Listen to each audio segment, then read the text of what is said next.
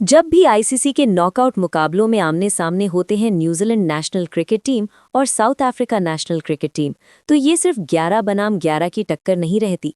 ये बन जाती है इतिहास, दबाव और मानसिक ताकत की जंग।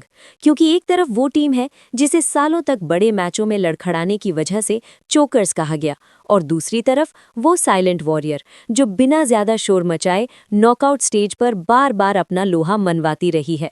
और यहीं से शुरू होती है इस कहानी की असली दिलचस्पी।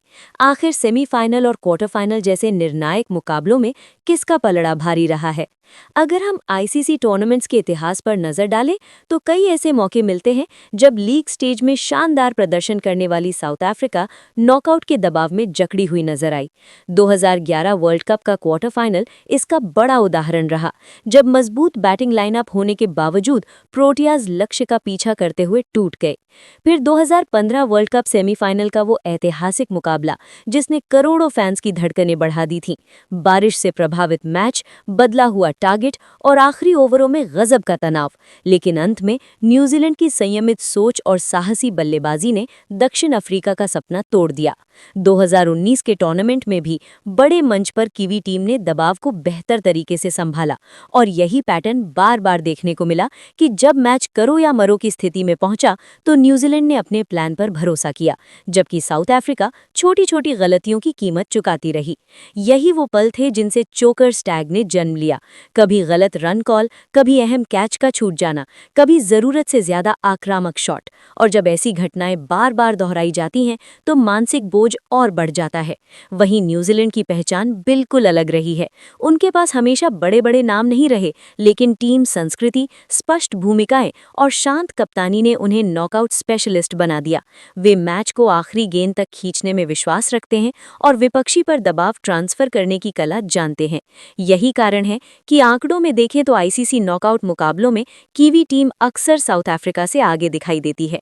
लेकिन कहानी का दूसरा पहलू भी उतना ही अहम है, क्योंकि क्रिकेट में हर नया टूर्नामेंट एक नया मौका लेकर आता है। साउथ अफ्रीका की नई पीढ़ी अब पुराने टैग को बोझ नहीं बल्कि मोटिवेशन की तरह देखती है। उनके लिए हर नॉकआउट एक अवसर है ये साबित करने का कि वे दबाव में टूटने वाली टीम नहीं बल्कि इतिहास बदलने वाली यूनिट बन सकती है।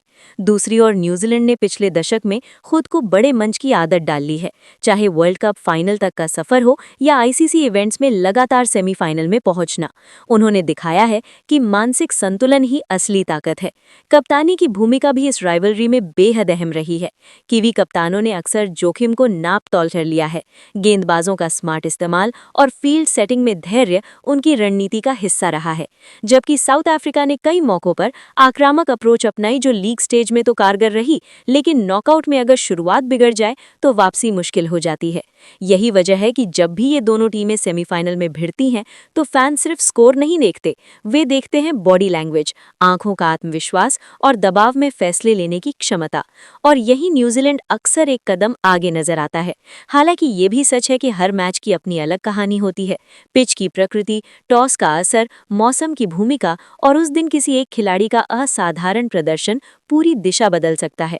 इसलिए ये कहना कि इतिहास हमेशा दोहराया जाएगा पूरी तरह सही नहीं होगा, लेकिन ये मानना भी गलत नहीं कि नॉकआउट में कीवी टीम का ट्रैक रिकॉर्ड उन्हें मनोवैज्ञानिक बढ़त जरूर देता है। अब सवाल यही है कि अगली बार जब ये दोनों टीमें आईसीसी के बड़े मंच पर आमने सामने होंगी तो क्या साउथ अफ्रीका अपने अतीत की छाया से बाहर निकलकर नई पहचान बनाएगी, या न्यूजीलैंड एक बार फिर शांत लेकिन घातक अंदाज में मैच अपने नाम कर लेगी? यही अनिश्चितता इस मुकाबले को इतना खास बनाती है, क्योंकि यहाँ सिर्फ एक जीत या हार तय नहीं होती बल्कि वर्षों से चली आ रही धारणा दांव पर लगती है। तो अगर आंकड़ों पर भरोसा करें तो कीवी टीम थोड़ी आगे दिखती है, लेकिन अगर जज्बे और बदलाव की भूख को देखें तो साउथ अफ्रीका के पास इतिहास पलटने का सुनहरा मौका है। और अब फैसला मैदान पर होगा, जहां हर रन, हर विकेट और हर ओवर इस राइवलरी की अगली कहानी लिखेगा।